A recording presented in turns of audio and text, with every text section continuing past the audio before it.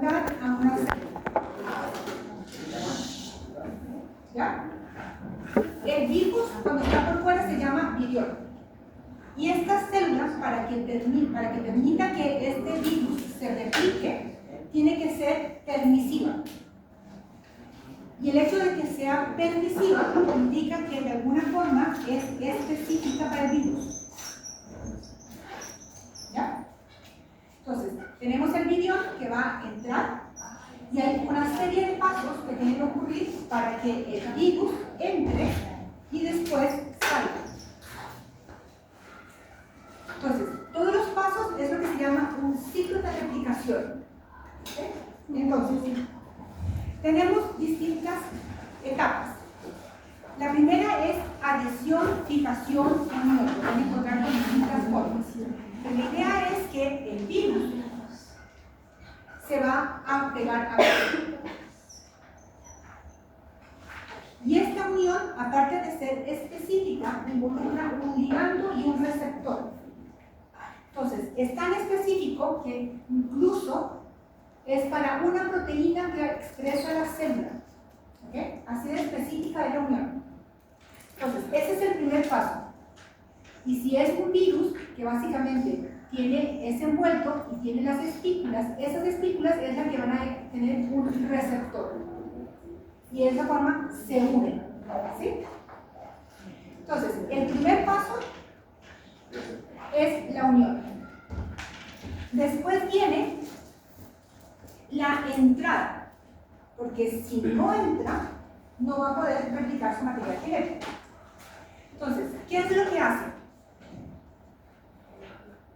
Dice que hay diferentes formas, y eso va a depender de qué tipo de virus es. Pero en general, básicamente es una penetración, así se llama, del material genético o de la cápside al interior de la célula. Normalmente, como los que tienen envuelto tienen una bicapa, y esto entra por exocitosis, la bicapa se mezcla con la capa de la célula. Y de esa forma generalmente siempre entra la cápside con el material genético. Ese sería el segundo paso. Ahora, la cápside le molesta porque no puede replicarse.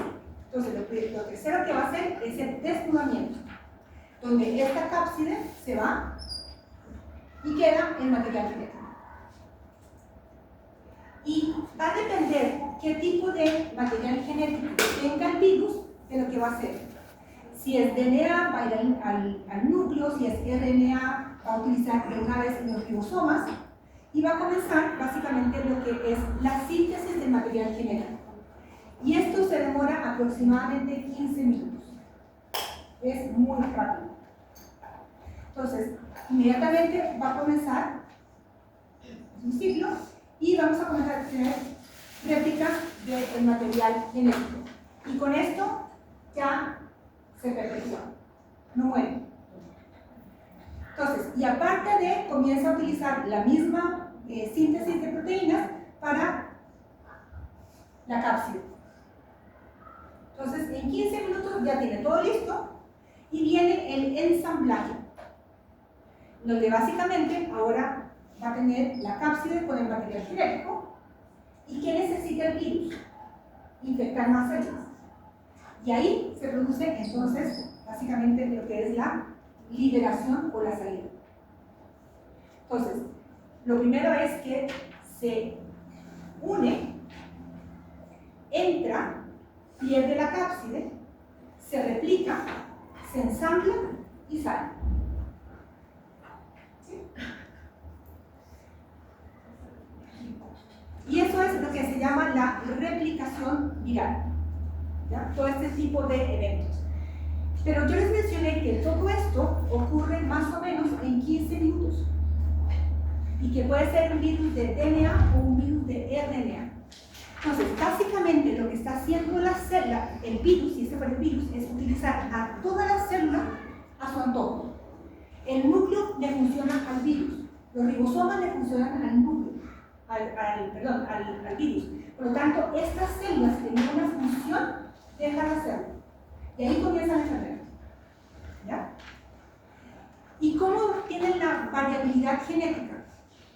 Entonces, normalmente este virus, que era lo mismo que la reproducción asexual en los hongos, puede salir exactamente igual. Y aquí no hay ninguna variabilidad genética. Pero eso no suele ocurrir. Porque los virus que son de RNA, y en particular los que ya vienen con RNA mensajeros, una vez que entran a la célula, inmediatamente se van a los ribosomas y comienzan a replicarse. Pero es tan rápido que hacen muchos errores. Y eso hace que la variabilidad comience a producirse y por lo tanto este virus va a ser distinto, no va a ser igual. Y ahí está la variabilidad, una serie de mutaciones que ocurren. Entonces, esta lectura normalmente es muy rápida. Lo que le interesa al virus es inmediatamente hacer eso. ¿Cómo lo logra? No importa tanto. Entonces, existe una serie de errores al leer el material y eso es la mutación, que puede conllevar a una resistencia viral.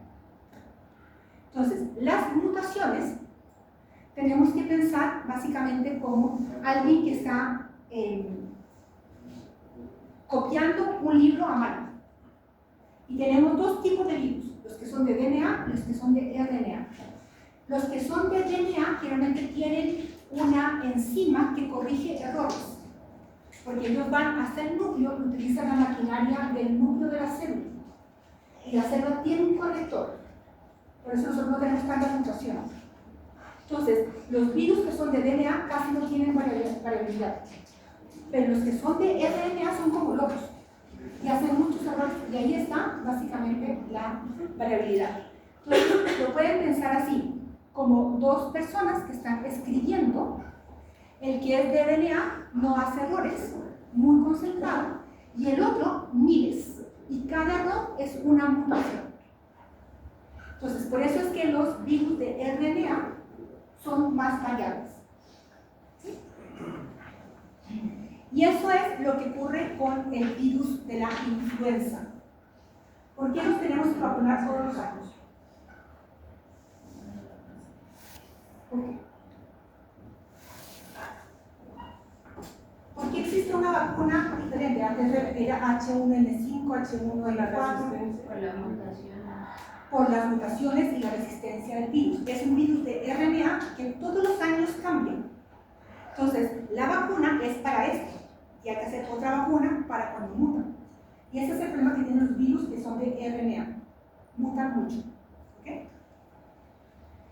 Y la recombinación genética no se da tanto, y es básicamente cuando dos virus infectan a una misma célula al mismo tiempo.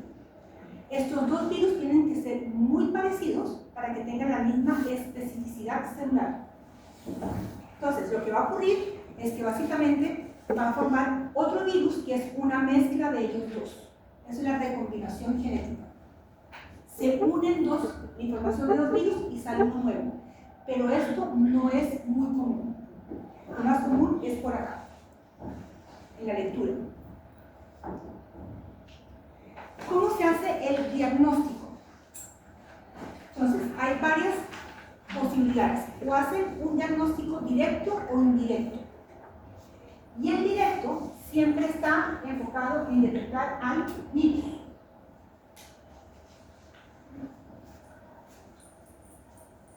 Y el indirecto, básicamente, lo que va a hacer es detectar los anticuerpos. ¿Cuántos tipos de infección teníamos? ¿Crónica y? ¿Crónica y? Aguda. Entonces, en una infección aguda, tenemos una infección crónica. En la infección aguda, ¿qué es lo que teníamos supuestamente?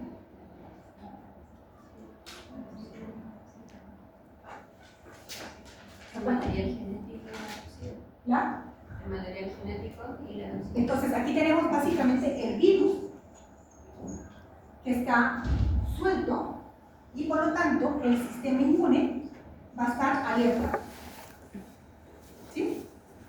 En la crónica habíamos dicho que pueden estar estos virus envueltos y que el sistema no los ve. Entonces, en este caso, el sistema inmune no se activa. O puede ser, que es lo que vamos a ver en la próxima clase, que este virus entre en una célula y esté dentro del material genético. Tampoco el sistema lo va a ver.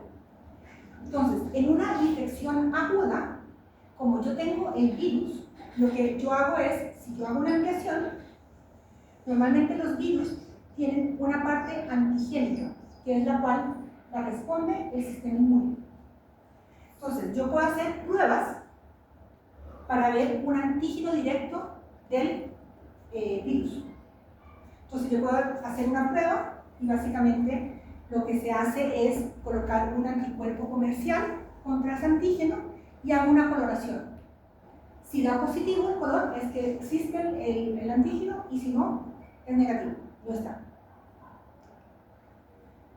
Otro tipo de pruebas puede ser la ELISA, pero todas se basan en lo mismo, en que yo voy a ver el virus, alguna parte del virus. También existen técnicas como la PCR, pero son técnicas que son más caras, requieren de equipo, son más específicas, ¿sí? Pero instaurar la técnica es más costoso. Entonces, no todos los laboratorios tienen. Y la serología es esta que está acá, porque en algún tiempo, digamos que el virus salió, el sistema inmune reaccionó y yo voy a tener en mi suelo anticuerpos. Entonces, lo que hace la serología es identificar qué tipo de anticuerpo y cuánto tiene. Mientras más tenga, quiere decir que más veces estuvo expuesto al antígeno. ¿Ya? Entonces, estas son las pruebas directas, estas son las pruebas indirectas.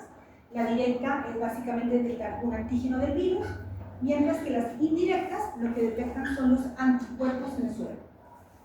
¿Ya? ¿Y puedo cultivar un virus como las bacterias? Sí. Y efectivamente hay, por ejemplo, cultivos celulares, es decir, hay células que están inmortalizadas y yo puedo colocar un virus. ¿Quién indica ese tipo de técnica? ¿Para qué las puedo utilizar?